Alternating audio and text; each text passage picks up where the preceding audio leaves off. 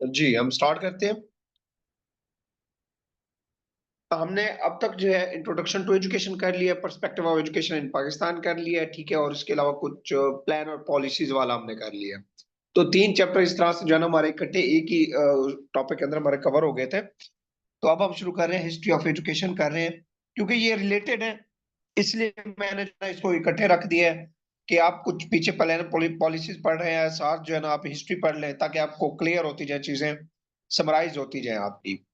इसके बाद इंशाल्लाह हम देखेंगे फिलॉसफी या जो क्लासरूम मैनेजमेंट था उसमें आ जाए, क्योंकि फिलॉसफी भी इसी से रिलेटेड है मोस्टली। हिस्ट्री होगी और पीछे बैकग्राउंड हो गया। तो और क्लासरूम मैनेजमेंट, इन दोनों में से जो मुनासिब होगा। तो अब हम स्टार्ट करते हैं हिस्ट्री ऑफ एजुकेशन से। बेसिकली हिस्ट्री जो है एजुकेशन की स्टार्ट कहाँ से होती है? ग्रीस से होती है, एंशियंट ग्रीस से। यूनान से शुरू होती है। अब यूनान के अंदर जो है, ग्रीस के अंदर दो तरह के जो है समझ लें कि कम्युनिटी थी, या दो तरह के जो है आप कौमें थी। एक कौन थे? एक एथेंस थे, एथनियंस थे, दूसरे स्पार्टन थे। ठीक है, एक एथनियन थे, दूसरे कौन थे? स्पार्टन। जो बेसिकली इन दो के दरमियान यूनान के अंदर जो है ये स्ट्रगल थी सारी, जो आपस में चल रही थी, लड़ाइयाँ भी इन्हीं के दरमियान होती थी। इसके अलावा जो एजुकेशन भी इन्हीं के दरमियान आपस में, यानी कि कह लेना कि एक दूसरे के दरमियान टसल किस्म की होती थी, एक टसल होती थी, खींचातानी। तो अपने आप को ये मैन पावर के अंदर भी बड़ा वो ग्रो करना चाहते थे, एजुकेशन के अंदर भी करना चाहते थे। तो जो है बेसिकली वो ग्रीस से शुरू होती है। कहाँ से? एथेनियन और स्पार्टन से। ये दो तबके होते हैं जिनसे जो है ना एजुकेशन आगे फिर जो है मजीद डेवलप होती है। एथेनियन और स्पार्टन की हम बात करते हैं, तो इनका जो है एंशियंट ग्रीक के अंदर एजुकेशन के अंदर सबसे ज्यादा अहम किरदार इन दोनों का है, एथेनियन और स्पार्टन का। कहते हैं लेकिन जो एथेनियन का सिस्टम था और स्पार्टन का, वो फंडामेंटली डिफरेंट है। ठीक है। इन दोनों का थोड़ा सा डिफरेंट है आपस के अंदर, वो हम देखेंगे कौन कौन से जो है डिस्पैरिटीज है इन दोनों में, कौन से जो है ना डिफरेंस है इन दोनों के दरमियान, वो हम सारे डिस्कस करेंगे। अच्छा, वो कहता है कि जो एथनियंस थे, एथनियंस, वो किसके ऊपर फोकस करते थे? एथनियन फोकस करते थे इंटेलेक्चुअल एंड कल्चरल ग्रोथ। ठीक है, एथनियंस थे वो क्या करते थे? एथेंस ये करते थे इंटेलेक्चुअल और कल्चरल ग्रोथ, यानी कि अपनी डेवलपमेंट करते थे, अपने जो है वैल्यूज को बेहतर करना। इसके अलावा जो है अपने कल्चरल डेवलपमेंट को मजीद बेहतर करना। इंटेलेक्चुअल यानी कि मेंटल अप्रोच को बेहतर करना। यानी कि ये ज्यादातर जो थे ये एजुकेशन के अंदर और इकोनॉमी के अंदर, इसके अंदर ज्यादा जो है ना वो फोकस थे। लेकिन जो दूसरे स्पार्टन थे, इनका फोकस ज्यादातर मिलिट्री स्ट्रेंथ का था, और ये बड़े जंगजू किस्म के थे स्पार्टन जो थे। तो इसलिए जो है इनके दरमियान ये डिफरेंस रहा, और इनकी एजुकेशन के ऊपर क्या इम्पैक्ट पड़ा, उनके बच्चों के ऊपर क्या पड़ा, इनकी नेशंस के ऊपर, ये हमें डिस्कस करना है। तो ये किसको फोकस करते हैं? स्पार्टन करते हैं मिलिट्री स्ट्रेंथ और डिसिप्लिन को, और वो उसको करते हैं इंटेलेक्चुअल एंड कल्चरल ग्रोथ को। तो ये इंपॉर्टेंट थे 2 पॉइंट, कि एथेंस किसके ऊपर जोर देते हैं? Intellectual and cultural growth. और जो स्पार्टा होता है वो किसके ऊपर देते हैं? स्पार्टा वो देते थे, डिसिप्लिन के ऊपर जोर देते थे। मेन यही 2 पॉइंट थे इसके इसमें। अब इसके अंदर अगर हम ज्योग्राफी के लिहाज से देखते हैं, तो दोनों के दरमियान क्या था? एथेंस जो है वो क्योंकि रहते थे समंदर के करीब एथेंस, तो इसलिए इनकी जो ट्रेड और नेवल पावर थी वो बड़ी स्ट्रांग थी। ठीक है। और इसके अलावा जो स्पार्टा थे वो इनलैंड और आइसोलेटेड थे, वो जमीन के ऊपर, यानी कि उन्हें कोई समंदर नहीं लगता था। इसलिए उनकी जो है मिलिट्री स्ट्रेंथ जो है ना वो ज्यादा थी, और वो आइसोलेटेड थे। इसलिए वो क्या करते थे? सेल्फ रिलायंट और focus on the military strength करते थे। अब मिलिट्री फोकस की बात करते हैं, तो मिलिट्री फोकस के अंदर एथेंस की नेवी स्ट्रांग थी, और उनकी कौन सी थी? स्पार्टा की। स्पार्टा की जो है वो लैंड आर्मी जो है वो बड़ी स्ट्रांग थी।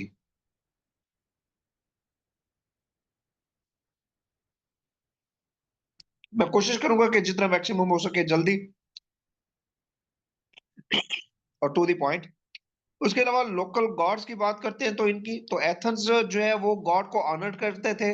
जिस तरह उनका एथना था गॉड, उसको बड़ी रिस्पेक्ट करते थे, उसका जो है ना वो ऐसे पूछते थे कि बस खुदा ही सब कुछ है। और जो स्पार्टन थे, और स्पार्टा जो थे वो क्या करते थे, जंग की पूजा, गॉड ऑफ वॉर, यानी कि वो खुदा उनका जो उनकी जंग में सपोर्ट करता है। देखिए हर किसी का एक जो है ना रिलीजन कंसेप्ट है, तो यहाँ पे हमने ज्यादा डीप में नहीं जाना, जस्ट हमने इसको थॉरोली स्टडी करना है। तो वॉर ऑफ द गॉड जो है ना ये इसकी वर्शिप करते थे, जिस तरह एरेस हो गया, और क्योंकि ये एरेस क्या है, इनके मिलिट्री मिलिट्री जो कल्चर है उसके अंदर बड़ा फिट आता है, इसलिए इसको जो है ना बड़ा वो पूछते हैं। हीरोज की बात करें तो हीरोज के अंदर जो है एथेंस इसमें नहीं है, इसमें से इतना क्वेश्चन नहीं पूछता। जस्ट एक मैं पॉइंट बताता जाता हूँ, एथेंस एडमायर करते थे पोएट एंड फिलोसफर्स को। और इसके जो हीरोज थे कौन कौन थे इनके, होमर और सोक्रेट्स थे, क्योंकि ये एडमायर करते थे वो वॉरियर्स की करते थे जांगजू, जिसमें किंग लियोनाइड्स हो गया, उसकी ब्रेवरी के लिए जो है ना उसको बड़ा पसंद करते थे। उसके अलावा ऑक्यूपेशंस की बात करें तो एथेंस जो है वो ट्रेड और कॉमर्स के ऊपर ज्यादा फोकस करते थे, पोर्ट के जरिए, क्योंकि इनको समंदर लगता था। और स्पार्टन फोकस करते थे फार्मिंग और जी conquering the neighbour of the land, land of the neighbour, यानी कि हमसायों को जमीन को फतह करना और वहां पे फसलें काश्त करना। करेंसी की बात करते हैं तो एथेंस कोइन यूज करते थे, और इनकी जो इकोनॉमी थी वो बड़ी स्ट्रांग थी, क्योंकि ये ट्रेड ज्यादा करते थे। और जो स्पार्टन थे वो क्या करते थे, उनकी करेंसी आयरन बार्स थे। और ये वेल्थ और लग्जरियस लाइफ को पसंद नहीं करते थे, ये जंगजू लाइफ को पसंद करते थे स्पार्टन। गवर्नमेंट की बात करें तो एथेंस जो है बेसिकली क्या करते थे, डेमोक्रेसी अपना डिसीजन कर सकते हैं थे। वो क्या कहते हैं, वो कहते थे जी नहीं, चंद लोग हैं जो रूल कर सकते हैं, जिसको आप कैपिटलिज्म कह सकते हैं, वही लोग हैं रूल करेंगे, बाकी नीचे जो है ना आर्डर को फॉलो करेंगे। वुमेन की बात करें तो एथनिक वुमेन क्या थी, एथनिक जो वुमेन थी उनके कोई ना कोई राइट्स थे, और वो घरों में काम करती थी। लेकिन जो स्पार्टन वुमेन थी वो आजाद थी, और वो फिजिकल ट्रेनिंग देती थी, ताकि वो अपने बच्चों को ट्रेन कर सके। उसके बाद सिटीजन की बात करते हैं तो सिटीजन जो है एथनिक जो थे उनको फुल सिटीजन राइट्स थे, वो अपना जो चाहे करें, उनको तमाम तर जो है जो ह्यूमन राइट्स होते हैं वो दिए गए थे। लेकिन स्पार्टन के अंदर जो है वो मेन और वुमेन थे, वो क्या करते थे, उनके इक्वल सिविल राइट्स थे। मतलब कि जो आप एथेंस की बात करें तो उसमें मर्दों को ज्यादा प्रोटोकॉल दिया जाता था, लेकिन जो स्पार्टन थे उसमें मर्द औरतों को दोनों को बराबर का एथेंस मैंने पहले शुरू में बताया इंटेलेक्चुअल जो है के ऊपर फोकस करते थे बॉयज के लिए। फीमेल्स की तरफ जो है फोकस नहीं करते थे उनकी एजुकेशन के ऊपर, कि जी वो घर संभाले। लेकिन स्पार्टन जो है वो दोनों मेल और फीमेल के ऊपर फिजिकल और मिलिट्री ट्रेनिंग दोनों उनकी करते थे। तो ये कुछ थोड़ा सा इनका जनरल बैकग्राउंड था। अब एथनिक एजुकेशन की बात करते हैं।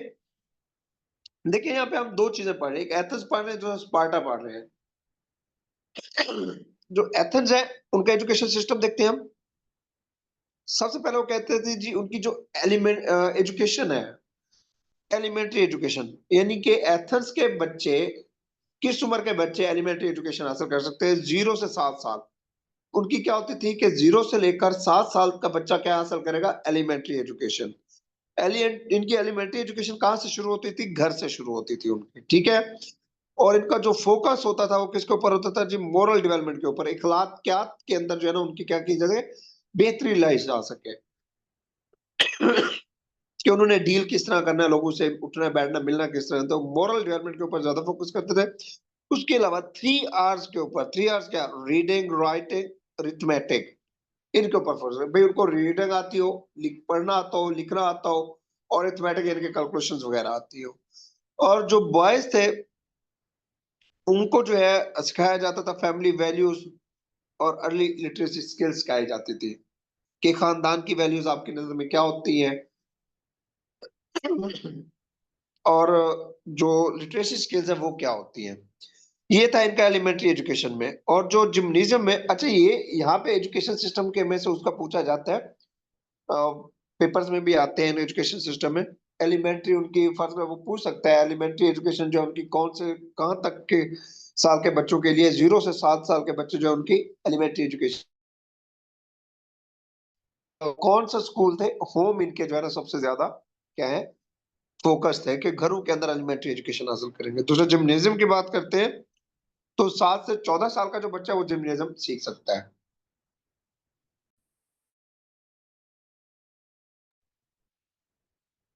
जी बताइएगा, अंडरस्टैंड हो रहा है?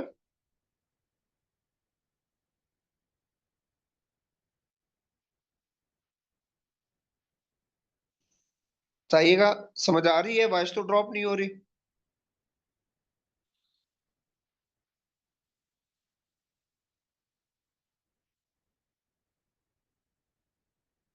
जी मिस मेरा बताइएगा, मिस हीरा, मिस मुदस्सरा, वॉइस आ रही है? चलो ठीक है। उसके बाद है जिम्नेजियम। जिम्नेजियम जो है वो कहता है जब 7 साल का बच्चा था वो स्कूल के साथ उसको क्या किया जाता था, उसको स्कूल अटेंड करना होता था, और जहाँ पर वो क्या करता था, फिजिकल और एकेडमिक एजुकेशन दोनों हासिल करता था। यहाँ पे फिर क्या होता था, 7 से 14 साल बच्चे को स्कूल भेजा जाता था, जहाँ पे वो जिम्नेजियम की एजुकेशन हासिल करता है। यानी कि जिम्नेजियम क्या होता है, फिजिकल ट्रेनिंग होती है, और साथ क्या आती है इसकी एजुकेशन। इसमें फिजिकल एक्सरसाइजेस जो है वो एज ए जिम्नास्टिक के तौर पर, जिससे जिम्नास्टिक है, फाइट वगैरह होगी, ये इनको सिखाई जाती थी।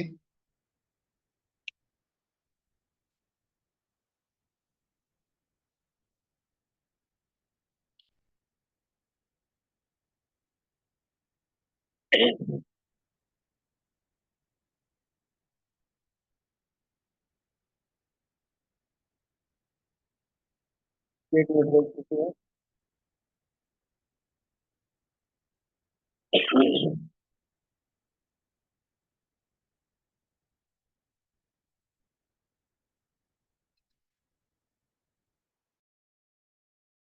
यहाँ पे जो है इम्पोर्टेंट फॉर बॉडी डेवलपमेंट वगैरह कर वही है, यानी कि फिजिकल 7 to 14 ईयर जो थे उनको फिजिकल एजुकेशन दी जाती थी, और साथ जो है एकेडमिक।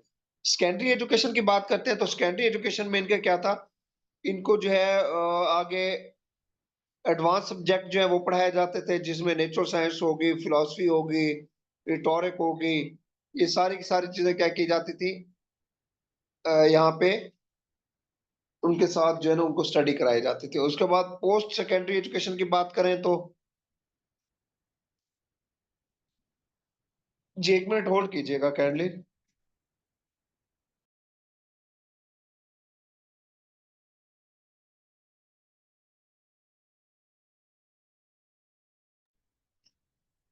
जी, उसमें ये है कि पोस्ट सेकेंडरी एजुकेशन जो है, बॉयज जो है वो क्या थे, बॉयज को 2 साल के लिए पोस्ट सेकेंडरी एजुकेशन दी जाती थी, क्या, इफेबिक ट्रेनिंग। तो ये 2 साल यानी कि 16 से लेकर 18 साल जो है, 2 साल के लिए जो है उनको क्या की जाती थी, बल्कि 18 से 20, 2 साल, एट द एज ऑफ 18। 18 से लेकर 18 से लेकर 20 साल तक इनको क्या दी जाती थी, 2 साल की फैब्रिक ट्रेनिंग दी जाती थी, जिसमें वही मिलिट्री ट्रेनिंग जिसको कहा जाता है। उसके अलावा सिविल एजुकेशन हो गई, ताकि एडमिनिस्ट्रेटिव हवाले से जो है ना वो सिस्टम को चलाने के लिए जो है उनको एजुकेशन दी जाती थी, सीवेक वगैरह। तो ये थी सेकेंडरी एजुकेशन जो है वो 14 से लेकर 18 साल के बच्चे थे। अब हम आते हैं स्पार्टन का कुछ एजुकेशन सिस्टम देखते हैं कि स्पार्टन का क्या है। स्पार्टन में एगॉग, स्पार्टन में एगॉग क्या था, एगॉग बेसिकली ये क्या था कि तकरीबन 7 साल की उम्र में ये भी थे, 0 से 7 साल तक घरों में होते थे, लेकिन इनको माइंड ट्रेनिंग देती थी। लेकिन जब ये 7 साल की उम्र पहुंचते थे तो इनको लेके जाया जाता था इनकी फैमिली से दूर जाकर, कहाँ पे, एगॉग मतलब कि कैंपों में डाल दिया जाता था। वहीं के ऊपर जो है ना ये क्या करते थे, अपनी मिलिट्री ट्रेनिंग हासिल करते थे, पूरा प्रोग्राम, और वहीं पे रहते थे, ये नहीं आते थे, इनको जो है ना वहीं पे रखा जाता था काफी अरसे तक, और वहीं पे ये ट्रेनिंग करते रहते थे। इसके अलावा इनका जो करिकुलम था वो यही था, जस्ट रीडिंग और राइटिंग, इनके लिखना और पढ़ना, तो बाकी इनको तलवार चलानी आती है। और इनका जो प्राइमरी फोकस था वो किसके ऊपर था, फिजिकल फिटनेस के ऊपर, फिजिकल एजुकेशन के ऊपर था इनका, और डिसिप्लिन के ऊपर था। इसके अलावा जो है, जो बॉयज थे वो ही बैरक्स में रहते थे, यानी कि अपने जो इनकी ट्रेनिंग वाले कैंप होते हैं उसके अंदर, उसके बाद एफएबी जो है 18 साल के अंदर ऑनवर्ड, 18 साल से ऊपर इनको फिर ट्रेनिंग दी जाती थी, मिलिट्री ट्रेनिंग दी जाती थी वहां पे, यानी कि वार ट्रेनिंग जिसको कहा जाता है, जंग, और बकायदा जो है ना वहां पे फिजिकल प्रैक्टिस एक्सरसाइजेस भी करवाई जाती थी जंगों की। ये देखिए मॉक बैटल्स वगैरह हो गई, और सर्वाइवल किस तरह करना है अपने जंग में, किस तरह जो है ना अपने आप को बचाना है या वहां पे रहना है। उसके बाद वुमेन एजुकेशन की बात करें तो वुमेन में क्या है, स्पार्टन वुमेन जो है वो फॉर्मल एजुकेशन हासिल करती थी। अच्छा, ये एक चीज करते थे कि इनको फिजिकल एजुकेशन भी देते थे वुमेन्स को, और साथ फॉर्मल भी। वो इसलिए देते थे कि इनकी जो है ना, ये कहते थे कि हमारे इनकी माएं पढ़ी लिखी हो और साथ साथ जो है ना जंगजू भी हो, ताकि ये मजबूत तरीन जो है जनरेशन ये पैदा कर सके। और इनका ये था स्पार्टन का, कि स्पार्टन जो है अगर इनका बच्चा बकायदा, ये इनका एक टेस्ट होता था छोटे छोटे बच्चों का जो पैदा होते थे, जो हेल्दी और सेहतमंद बच्चे जो सरवाइव कर सकते थे उनको जिंदा रखा जाता था, जो कमजोर होता था उसको ये मार देते थे ये इस तरह के थे स्पार्टन, जंगजू किस्म के थे। इसके अलावा इनको गाना वगैरह सिखाया जाता था, वुमेन्स को डांस सिखाई जाती थी, सिखाई जाती थी, रनिंग सिखाई जाती थी, अरहान रेसलिंग आजा, सिखाई जाती थी। जी म्यूट किधर कीजिएगा। हो? अंदर आओ। वुमेन एजुकेशन दी जाती थी। उसके बाद है, यहाँ से आइएगा, यहाँ पे कुछ इंपॉर्टेंट जो है ना अब स्टार्ट हो रहे हैं, सोक्रेट्स। अब सुकरात कौन था बेसिकली?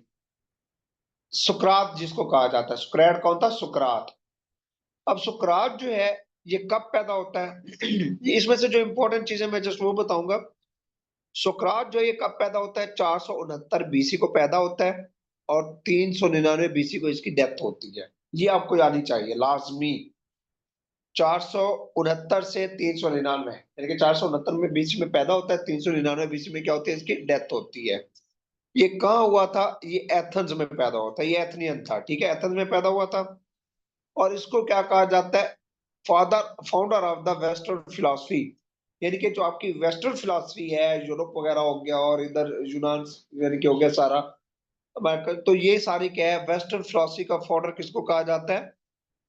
सोक्रेट्स को कहा जाता है। ये इंपॉर्टेंट क्वेश्चन है, founder of the western philosophy. उसके बाद इसके जो कुछ यूनिवर्सल प्रिंसिपल की बात करें तो ये किसकी बात करता था? ये ज्यादातर बात करता था यूनिवर्सल ट्रुथ की। किसकी? यूनिवर्सल ट्रुथ की। और इसके अलावा जो है ये ह्यूमन बीइंग्स की बात करता था, और ये स्ट्रांगली जो है डिफेंड करता था किसको? Freedom of the individual to think, question and the teach. ये कहता था जी इंडिविजुअल जो है ना उसको बोलने का पूरा पूरा मौका दिया जाए, वो क्वेश्चन भी करे, उसका आंसर भी करे, क्रिटिकली भी थिंक करे। ये किसका प्रिंसिपल था? ये सुकरात का प्रिंसिपल था। और सुकरात का मेथड ऑफ टीचिंग क्या था? जी म्यूट कीजिएगा। जी, सुकरात का मेथड ऑफ टीचिंग देखते हैं। मेथड क्या था सुकरात का? सुकरात जो है, सुकरात यही था कि जी कोऑपरेटिव डायलॉग होना चाहिए। सुकरात का क्या था? कोऑपरेटिव डायलॉग, यानी कि आपस में मिल के डिस्कशन करना। तो इसका अगर हम अक्सर आपको ये क्वेश्चन एक सुनने को मिलेगा जो कि मैं यहाँ पे रेस करने जा रहा हूँ, वो अक्सर पेपर में भी पूछा जाता है। सुकरात का जो मेथड था टीचिंग क्या था? वो आप इसका था क्वेश्चन आंसर मेथड था। क्या था? It involve asking a series of the following question to help the individuals. Socrates का ये क्वेश्चन आंसर टेक्निक पूछता है। क्वेश्चन आंसर टेक्निक किसने दी थी? क्वेश्चन आंसर यानी कि सवालों जवाब, ये सोक्रेट ने दी थी। ये किसकी थी? सोक्रेट की क्वेश्चन आंसर टेक्निक जो थी ये सोक्रेट के हवाले से पूछी जाती है। बस इसमें सोक्रेट का मेथड में यही है कि आपका मेथड क्या होना चाहिए? इसका क्वेश्चन आंसर होना चाहिए, डीप थिंकिंग होनी चाहिए, सेल्फ एग्जामिनेशन होनी चाहिए, फोस्टरिंग क्रिटिकल स्किल्स होनी चाहिए। ये सारे आपके क्वेश्चन आंसर में आती है। उसके बाद डायलेक्ट मेथड की बात करें तो ये भी पूछता है कि सोक्रेट का मेथड ऑफ टीचिंग क्या था? या तो क्वेश्चन आंसर कह देता है या डायलेक्ट कह देता है। तो डायलेक्ट का मतलब भी यही है कि क्वेश्चन आंसर होता है, ठीक है। तो ये दोनों किसके थे? सोक्रेट के थे। सोक्रेटिक मेथड थे, क्वेश्चन आंसर और डायलेक्ट मेथड।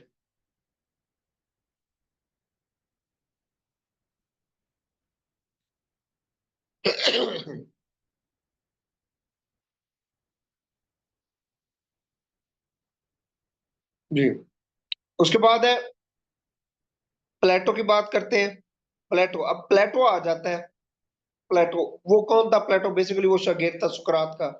ये अब नीचे हिरार्की आ रही है, सबसे पहले सुकरात, उससे नीचे प्लेटो, फिर उसके नीचे अरिस्टोटल आ जाएगा। तो प्लेटो जो है ये स्टूडेंट था किसका? सुकरात का था।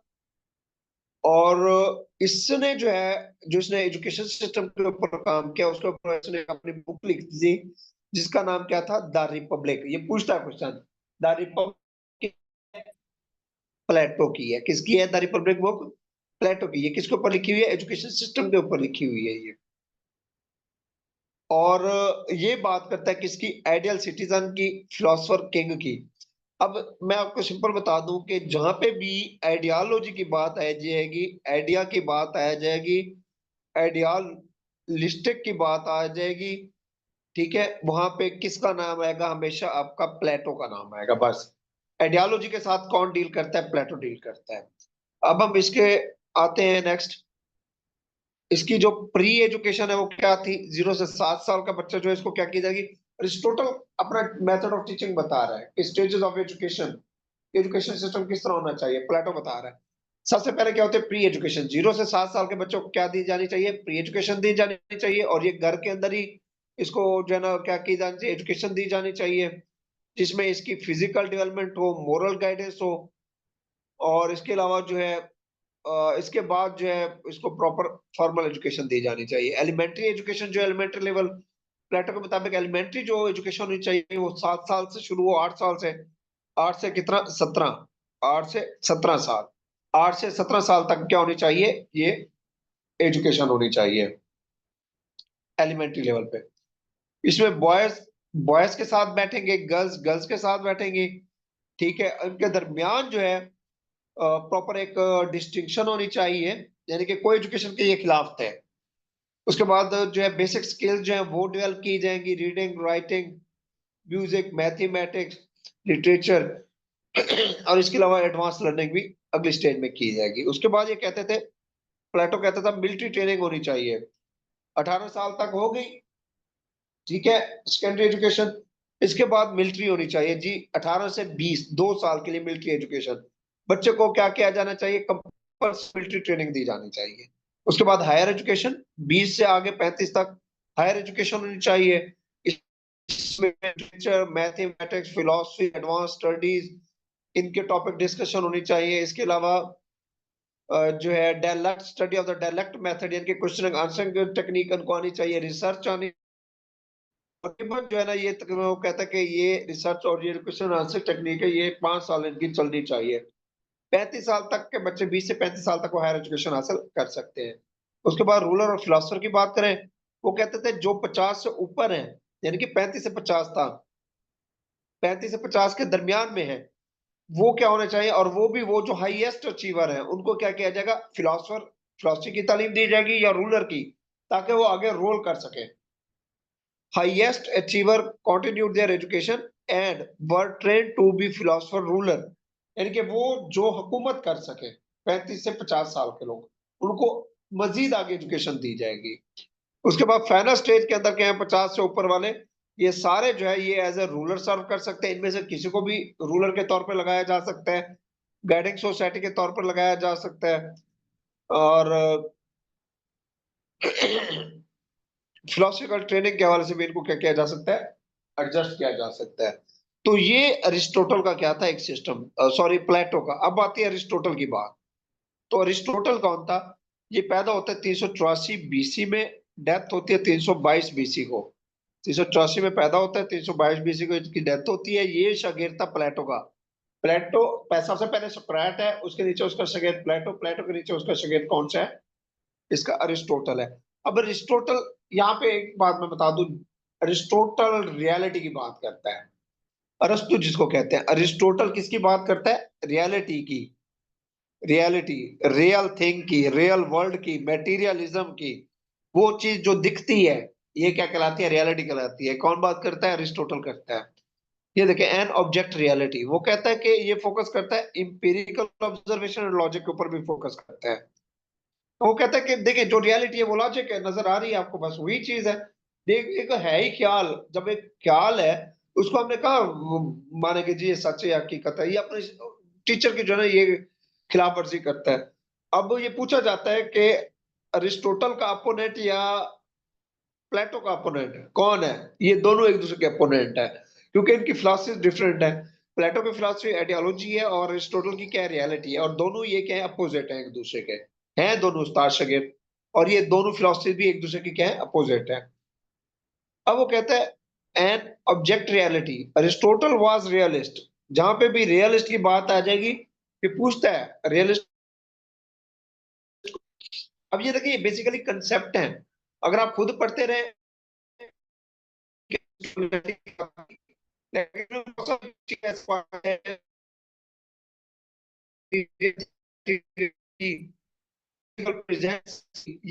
रियलिटी को शो करती है, क्योंकि आपको believed that reality exists independently of our perception.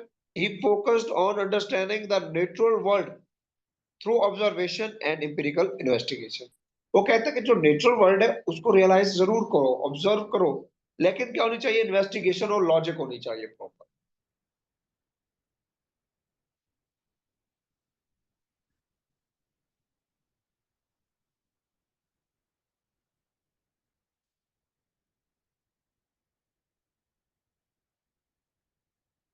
जी, उसके बाद है वो कहता है सेंसेशन। कौन? अरिस्टोटल की बात हो रही है। Sensation as the root of the knowledge. अब देखिए वो कहता है कोई भी नॉलेज है ना, उसकी जड़ क्या है? सेंसेशन है, यानी कि आप दिमाग में क्या करते हो, सवालों जवाब उठाते हो। आपने देखे फर्ज करने जाते हुए आपने गाड़ी देख ली, अब उसके बारे में देखोगे यार कौन सी कंपनी की है, सेंसेशन है, माइंड के अंदर सोचोगे। आपने जाते हुए रोड ब्लॉक देख ली, तो आप देखोगे इसके पीछे रीजन क्या है, किसके पीछे जाएंगे आप, रियलिटी के बारे में जाएंगे। तो सेंसेशन की बात करता है ये। वो कहता है sensation as the root of the knowledge. आपकी नॉलेज की जड़ ही आपकी सोच है, और जब तक सोचोगे नहीं आपको नॉलेज नहीं आएगा। कहता है Aristotle argue that all knowledge being begins with the sensory experiences। ये ऑब्जेक्टिव है। वो कहता है कि all knowledge begins with the sensory experiences। इनमें से कोई एक वर्ड स्किप कर देगा, या फिर कहेगा कि जी ये जो डेफिनेशन ये किसने कहा था, ये अरिस्टोटल ने कहा था। ठीक है, all knowledge begins with the sensory experiences, mostly वो स्किप करते हैं sensory experiences को। और इसके अलावा जो है वो क्या है, ये पूरी स्टेटमेंट देख के नीचे देख, कहता है कि ये स्टेटमेंट किसने दी थी, अरिस्टोटल ने दी है। उसके बाद according to him through sensation humans can, उसके बाद है ऑफ हैप्पीनेस और गुडनेस। वो कहते हैं कि अगर आपको आप क्या अटेनमेंट ऑफ हैप्पीनेस और गुडनेस, कि आप खुशी आ जाए, अच्छा अच्छा ठीक है,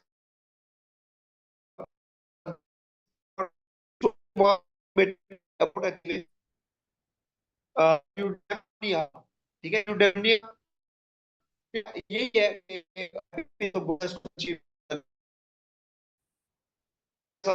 He believed that virtuous life is the key to attaining the state of the happiness। वो कहता है कि अगर आप लॉजिकल सोचेंगे, कोई भी काम करने से पहले उसको सोच लेंगे, उसके प्लस और नेगेटिव जो है पर्सपेक्टिव देख लेंगे, तो मेरे ख्याल में वो कहता है कि आपको परेशानी नहीं होगी, बल्कि आपको इसके रिजल्ट पॉजिटिव मिलेंगे और आपको खुशी होगी। वो ये बात करता है। ठीक है, कौन? अरिस्टोटल। अरिस्टोटल का करिकुलम क्या था? ये करिकुलम किसके ऊपर देता है? ये स्ट्रक्चर्ड और प्रोग्रेसिव करिकुलम के ऊपर जोर देता है, कि आपका जो करिकुलम है वो स्ट्रक्चर्ड होना चाहिए, प्रोग्रेसिव हो, यानी कि जिद्दत की तरफ हो, और स्ट्रक्चर्ड हो, प्री प्लान्ड हो। ठीक है, उसके बाद है इन्फेंट स्कूलिंग। वो कहता है कि जो इन्फेंट है, छोटा बच्चा है, उसकी स्कूलिंग कहाँ से कहाँ तक होनी चाहिए? इन्फेंट स्कूलिंग वो कहते हैं 0 से 7 साल का बच्चा, अप टू द एज 7 तक सारे बच्चे क्या इन्फेंट है। Aristotle believed young children should engage in the physical play and listen to stories and instilled moral values। जी, वॉइस का इशू सबको आ रहा है?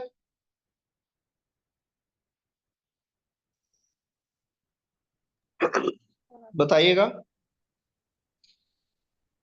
अब भी आ जी। रहे हैं?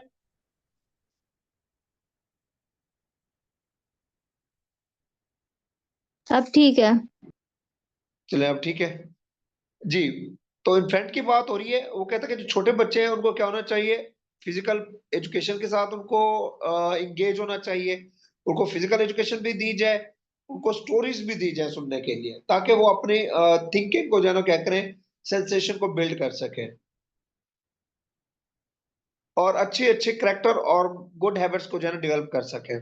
उसके बाद बेसिक एजुकेशन इनकी क्या होनी चाहिए, 7 से 14 साल के बच्चे को बेसिक एजुकेशन दी जाए, जिसमें उसकी बेसिक लिटरेसी होगी, न्यूमेरेसी हो गई, इसके अलावा हैबिट्स हो गई, मोरल हैबिट्स, उसको डेवलप किया जा सके। और इसके अलावा सेकेंडरी एजुकेशन की बात करते हैं तो सेकेंडरी एजुकेशन में 15 से 21 साल के बच्चा, ये अरिस्टोटल बात करता है कि 15 से 21 साल के बच्चे को सेकेंडरी एजुकेशन दी जानी चाहिए, इसमें एडवांस सब्जेक्ट पढ़ाया जाए, कोई mathematics, geometry, astronomy, grammar, literature, politics, ये चीजें पढ़ाई जाए। और साथ साथ क्या होनी चाहिए, लॉजिकल थिंकिंग होनी चाहिए। अच्छा, बात पूछता है, वो कहता है कि लॉजिकल थिंकिंग की जहां पे भी बात आ जाएगी ना, लॉजिकल थिंकिंग, वो अरिस्टोटल से रिलेटेड होगा। सही है, ये माइंड में रखना है आपने। उसके बाद हायर थ्योरेटिकल स्टडीज, 21 प्लस यानी कि इस साल से ऊपर जितने के हैं, जितने भी बच्चे जिनकी उम्र 21 से ऊपर है, वो सारों को क्या देनी चाहिए, हायर थ्योरेटिकल स्टडी होनी चाहिए। इसमें सब्जेक्ट जो है वो कौन कौन से, फिजिक्स, बायोलॉजी, साइकोलॉजी, मेटाफिजिक्स, ये सारे के सारे क्या हैं, ये इनको पढ़ाए जाने चाहिए, क्योंकि इनके अंदर क्या है, थ्योरेटिकल रीजनिंग पाई जाती है। उसके बाद limited role for the women, women का किरदार इन्होंने लिमिटेड किया इसने अरिस्टोटल का। वो कहता है कि वोमेन जो है वो क्या किया जाना चाहिए, वो अपने एटीट्यूड को जो है ना वो बेहतर करे घरों के अंदर, ताकि बच्चों की जो है ना बेहतर एजुकेशन हो सके।